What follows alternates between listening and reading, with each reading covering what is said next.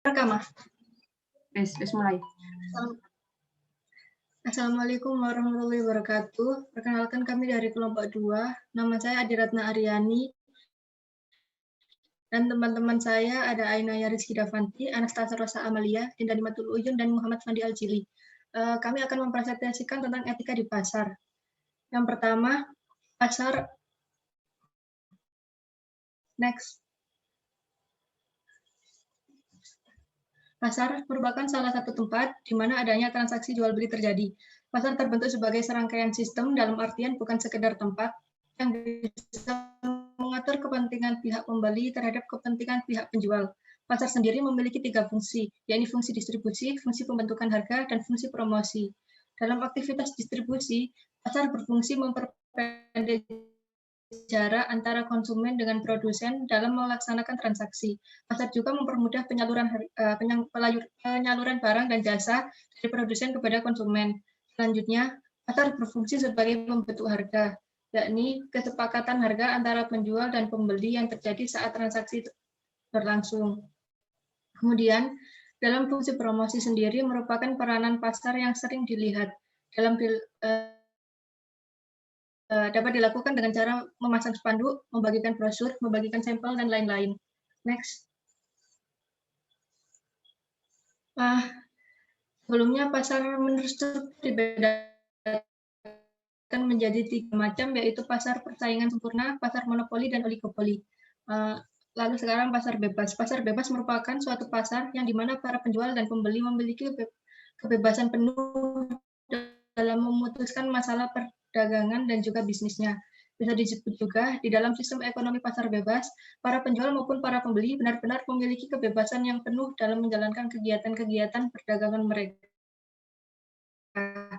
Tetapi meskipun begitu, masih terdapat suatu aturan tentu yang harus dipatuhi oleh kedua belah pihak. Next. Selanjutnya latar belakang pasar bebas. Pasar bebas bertujuan untuk menggerakkan roda perekonomian demi meningkatkan pertumbuhan ekonomi sekaligus melindungi kepentingan buruh dan kelompok masyarakat kecil. Karena menurut Adam Smith, negara dalam sistem merkantilisme dengan intervensi pasar justru merugikan masyarakat. Maka dalam sistem pasar bebas, campur tangan pemerintah diperkecil semaksimal mungkin. Lebih jelasnya, penggagas pasar bebas, konsep free market itu merupakan jalan bagi negara untuk memperbaiki kesejahteraan rakyatnya secara keseluruhan.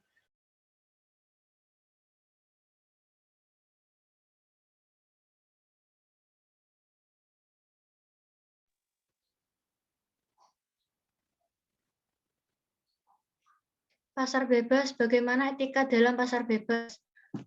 Negara-negara yang terlibat dalam gelombang pasar bebas menurut Gremillion mesti memahami bahwa pada era sekarang ini sedang didominasi oleh sebuah rancangan pembangunan dunia yang dikenal sebagai Marshall Plan, yang menjadi batu sendi intervensi global yang terus memintai dunia. Biar bagaimanapun, rancangan pembangunan dunia yang global itu selalu memiliki sasaran ekonomi dengan penguasaan pada kemajuan teknologi ekonomi yang akan terus menjadi penyangga bagi kekuatan negara atau pemerintah. Artinya, dari penguasaan teknologi ekonomi itulah segala kekuatan arus modal investasi dan barang-barang hasil produksi tidak menjadi kekuatan negatif yang terus menggerogoti dan melumpuhkan kekuatan negara. Next. Bagaimana peran pemerintah dalam pasar bebas? Peran pemerintah ada 2, yaitu peran efektif dan peran minimal. Peran efektif itu begitu terjadi pelanggaran atas hak dan kepentingan pihak tertentu, pemerintah akan bertindak efektif dan konsekuen untuk membela pihak yang dilanggar dan menegakkan keadilan. Yang kedua, peran minimal. Karena sejauh pasar berfungsi dengan baik dan fair, maka pemerintah tidak terlalu banyak ikut campur. Next. Bagaimana keuntungan moral dalam pasar bebas? Yang pertama, sistem ekonomi pasar bebas menjamin keadilan melalui jaminan perlakuan yang sama dan fair bagi semua pelaku ekonomi. Yang kedua, ada aturan yang jelas dan fair, dan karena itu etis. Aturan ini diberlakukan juga secara fair, transparan, konsekuen, dan objektif. Maka semua pihak secara objektif tunduk dan dapat merujuknya secara terbuka. Yang ketiga, pasar memberikan peluang yang optimal, kendati belum sempurna bagi persaingan bebas yang sehat dan fair. Yang keempat, dari segi pemerintahan ekonomi, pada tingkat pertama ekonomi pasar jauh lebih mampu menjamin pertumbuhan ekonomi. Yang kelima, pasar juga memberi peluang yang optimal bagi mewujudnya kebebasan manusia. Next. Selanjutnya adalah pasar monopoli. Apa sih yang dimaksud dengan pasar monopoli ini? Jadi pasar monopoli ini adalah suatu jenis pasar persaingan tidak sempurna di mana hanya terdapat satu penjual atau produsen yang menguasai pasar dalam melayani semua konsumen. Pasar monopoli ini berasal dari bahasa Yunani, di mana mono mempunyai arti satu dan polein yang mempunyai arti menjual. Produsen atau penjual pada pasar ini biasanya tidak melakukan promosi dikarenakan hampir tidak memiliki kompetitor dan juga karena telah dikenal oleh masyarakat secara luas. Apa sih penyebab timbulnya pasar monopoli ini? Jadi penyebab timbulnya pasar monopoli ini adalah yang pertama yaitu penguasaan bahan mentah oleh suatu perusahaan, di mana kompetitor akan merasa kesulitan untuk membuat produk yang sama. Dan yang kedua yaitu hak yang telah diberikan kepada suatu perusahaan, sehingga kompetitor tidak dapat menciptakan produk yang sama. Yang ketiga yaitu terbatasnya pasar. Terbatasnya pasar ini karena terbatasnya pasar ini akan mampu membuat satu perusahaan saja mampu memumpuni atau mencukupi permintaan pasar. Dan yang terakhir yaitu pemberian hak oleh pemerintah.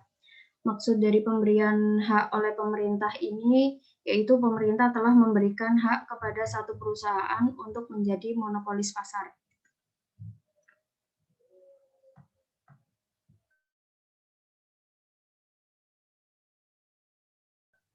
Selanjutnya,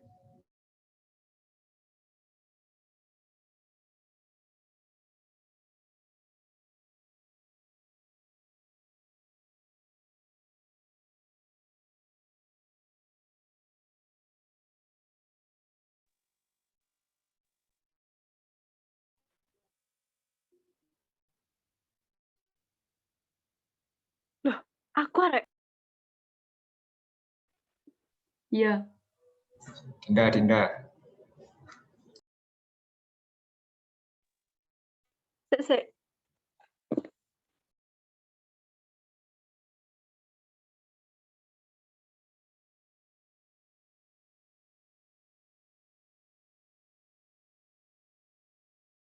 Sik dulu.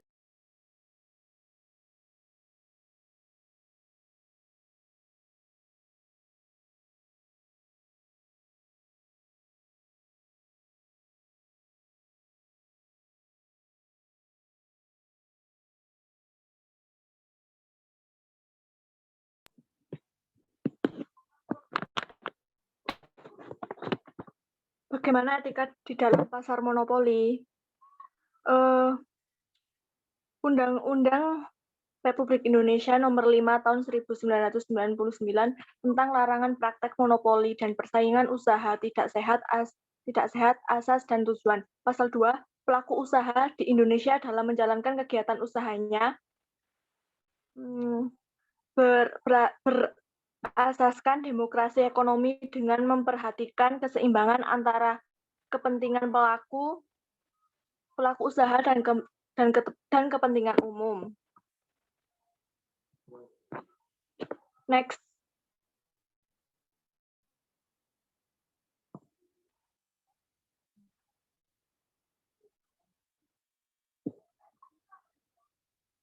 Pasar oligopoli adalah pasar dengan persaingan tidak sempurna. Alasan mengapa oligopoli disebut sebagai pasar persaingan tidak sempurna adalah karena di dalam area pasar tersebut jumlah produsen tidak sebanding dengan banyaknya jumlah konsumen.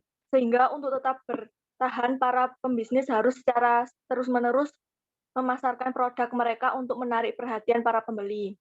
Pasar oligopoli terdapat dua jenis, yaitu yang pertama oligopoli murni, yaitu menjual barang yang homogeni biasanya banyak dijumpai dalam industri yang menghasilkan barang mentah, contohnya pasar semen dan produsen bensin. Yang kedua, oligopoli diferensial, menjual barang berbeda corak. Barang seperti itu umumnya adalah barang akhir, contohnya yaitu pasar mobil dan pasar sepeda motor. Next.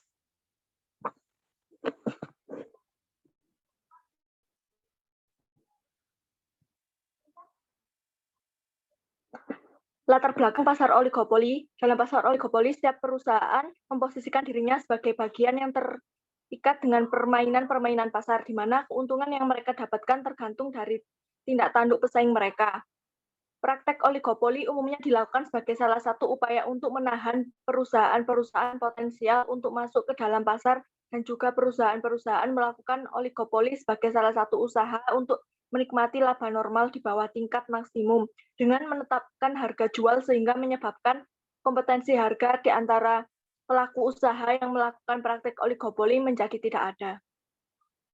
Next.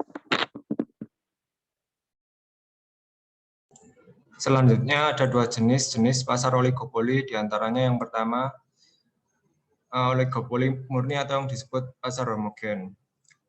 Pasar oligopoli murni ini memiliki kecenderungan untuk berpatok pada produsen utama. Keputusan dan kebijakan yang diambil oleh produsen utama, maka produsen lainnya mengikuti. Misalnya, seperti perubahan harga, maka produsen lainnya pun ikut mengikuti harga yang telah ditetapkan oleh produsen pertama. Yang kedua, oligopoli diferensial. Oligopoli diferensial ini terdiferensiasi yang maksudnya adalah jenis pasar yang menjual barang yang hanya satu macam, tetapi harganya tidak perlu menyesuaikan dengan harga produsen yang lainnya. Jadi perbedaan harga cukup terasa di antara oligopoli terdiferensiasi ini. Contohnya adalah produk elektronik seperti smartphone. Produsen smartphone tidak terlalu banyak, tetapi konsumennya ada banyak sekali. Meskipun produk yang dijual hanya smartphone saja, tetapi harganya cukup berbeda antara satu produsen dan produsen lainnya. Next.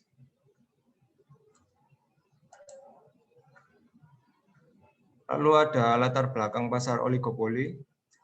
Dalam pasar oligopoli ini setiap perusahaan memposisikan dirinya sebagian yang terikat dengan permainan pasar, di mana keuntungan yang mereka dapatkan tergantung dari tindak tanduk pesaing mereka. Praktek oligopoli ini umumnya dilakukan sebagai salah satu upaya untuk menahan perusahaan-perusahaan potensial untuk masuk ke dalam pasar dan juga menikmati laba normal di bawah tingkat maksimum dengan menetapkan harga jual, sehingga menyebabkan kompetensi harga di antara pelaku usaha yang melakukan praktek oligopoli menjadi tidak ada. Next.